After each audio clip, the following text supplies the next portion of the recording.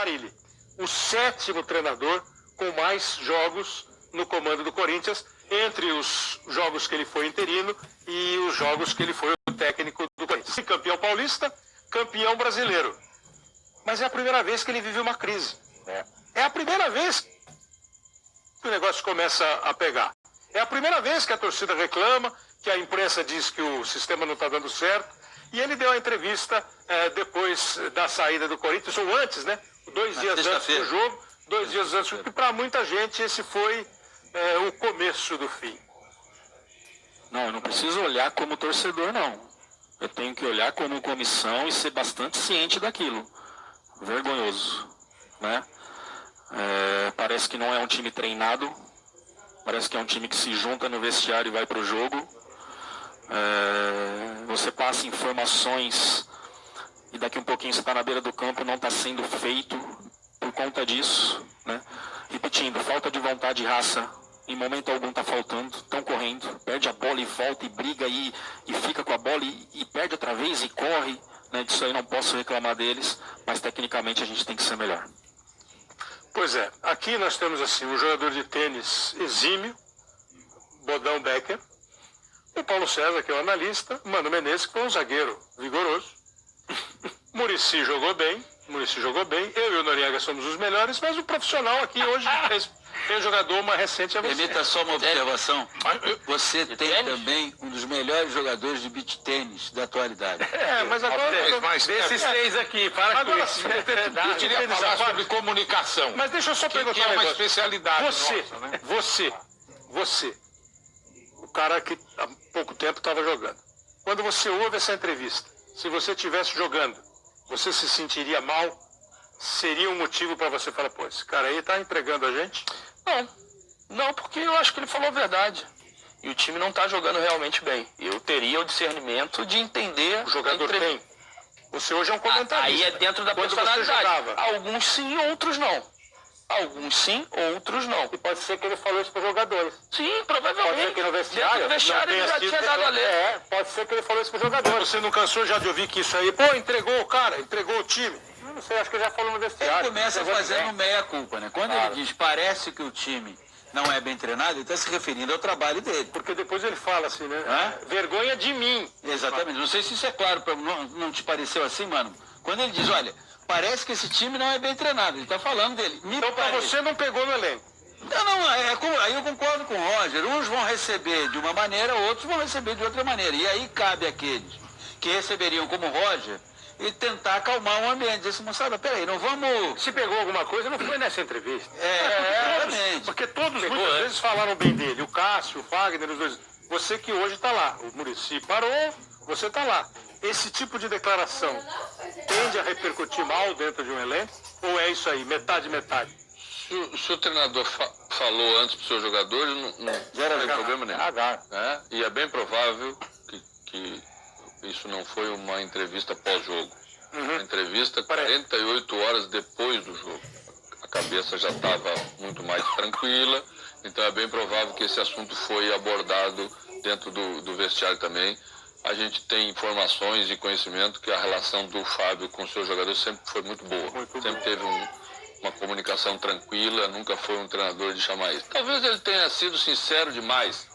Na circunstância. Na circunstância, né? Porque a coisa já vinha se arrastando, a pressão já era uma pressão grande pelo resultado. 7, 8 jogos sem ganhar. E aí talvez não precisava ter externado tanto como externou. E Kleber, só para falar em relação a como receber os jogadores. Eu estou esperando porque você falou de comunicação, que é uma outra... Não, eu estou pensando assim, nos caras que estiveram lá no vestiário...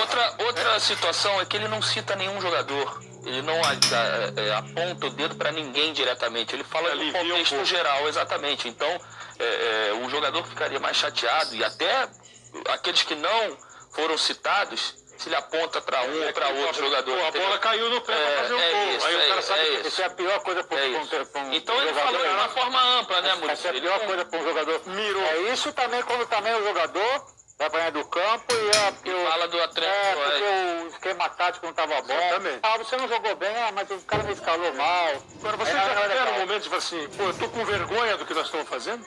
Rola.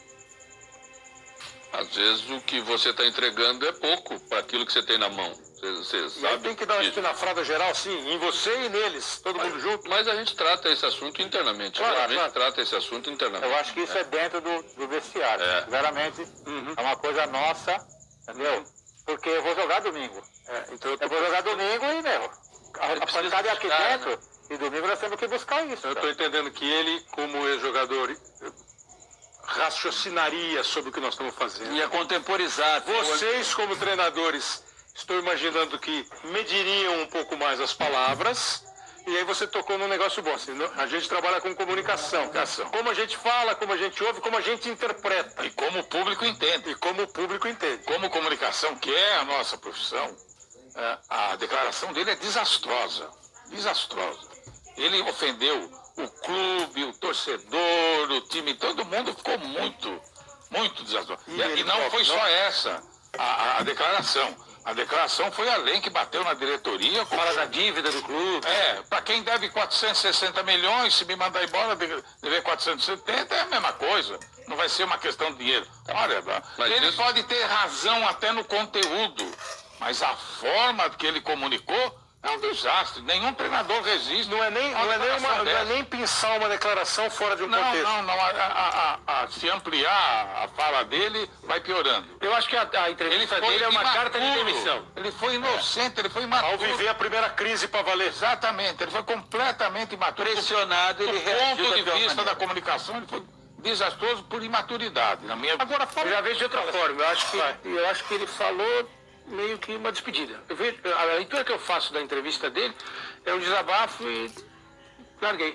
Entrei com o pé mais em cima e vamos ver se o juiz, se o VAR der a expulsão, tô fora. É que a gente não sabe, viu? A gente não sabe o que tem lá dentro. Lógico. O que ele está passando. Passa muito pouco para fora as coisas. Viu? A gente não sabe que tamanho que está o negócio, entendeu?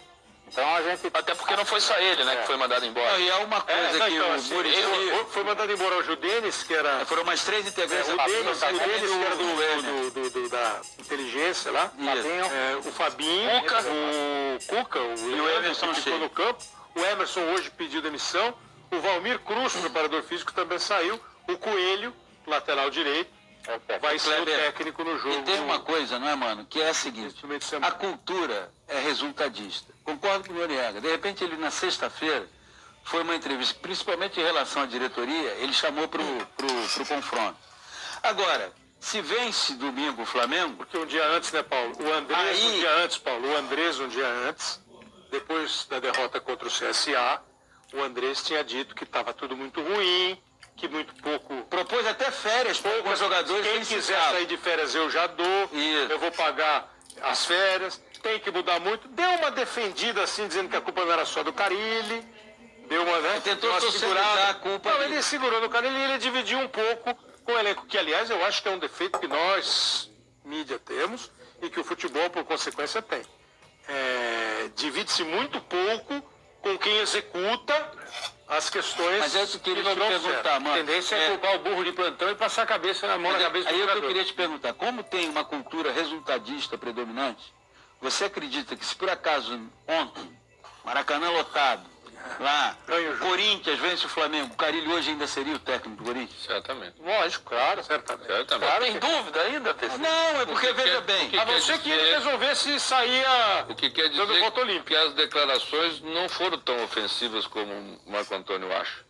Porque o resultado, se fosse positivo, seria capaz de administrar bem todas essas outras coisas. Ao clube foram ofensivos. Eu não estou defendendo. Eu estou defendendo a maturidade dele. Eu não estou defendendo. A gente estava analisando as 3 respostas que vocês apresentaram. A cultura resultadista. Eu não vi toda a entrevista, não ouvi toda a entrevista do Fábio, então a gente não analisa coisa que a gente não viu.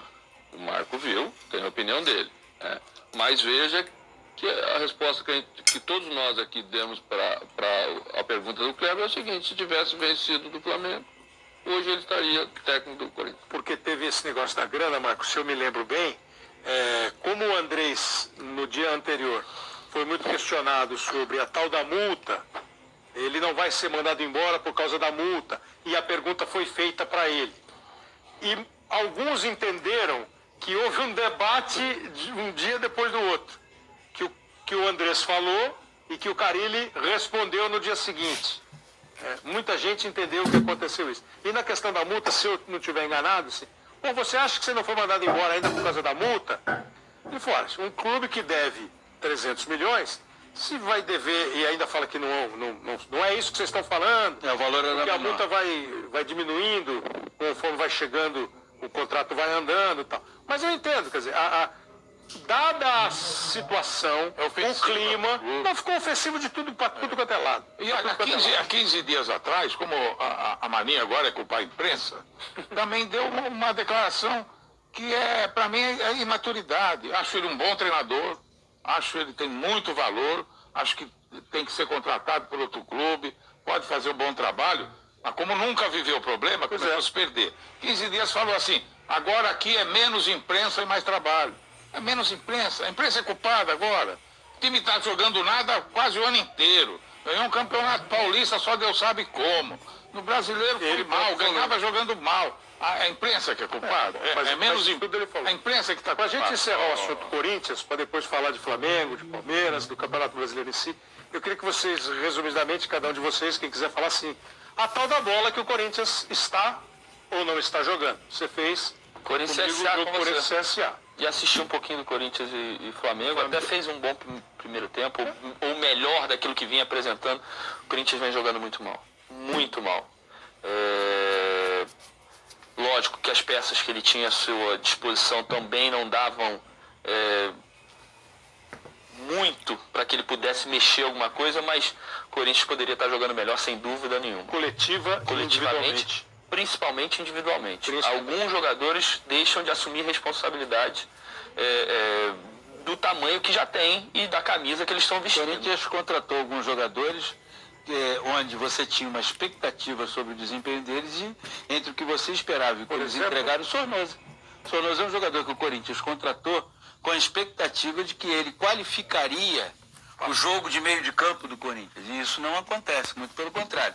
Acho que o Sornosa, inclusive, nesse período agora, em que o Corinthians entrou em queda, ele não conseguiu ser aquele jogador que poderia tentar puxar o time. E aí outras opções do técnico, como por exemplo no jogo de ontem, que é óbvio, eu sempre briguei com essa questão de que o técnico mexe errado. O técnico não mexe errado. Ele procura o melhor, agora a resposta não vem. Ontem ele começou o jogo com o Gustavo. É um jogador de repertório curto. Eu imaginaria que ele iria começar com outro tipo de jogador. Ele não tinha o Wagner Lopes, só tinha o Bozelli também. Que eu acho que tem mais repertório. Difícil escolher, Paulinho. Não, mas que eu acho que tem mais repertório do que o Gustavo. Agora, isso aí é subjetivo. E o técnico está ali, ele, Muricy e o Mano sabe que... Mas tão subjetivo, Paulinho, eu acho que o treinador muitas vezes mexe errado, sim. Mexe errado, sim. É lógico que a ideia dele é que possa dar certo, mas ele mexeu errado. Exatamente assim.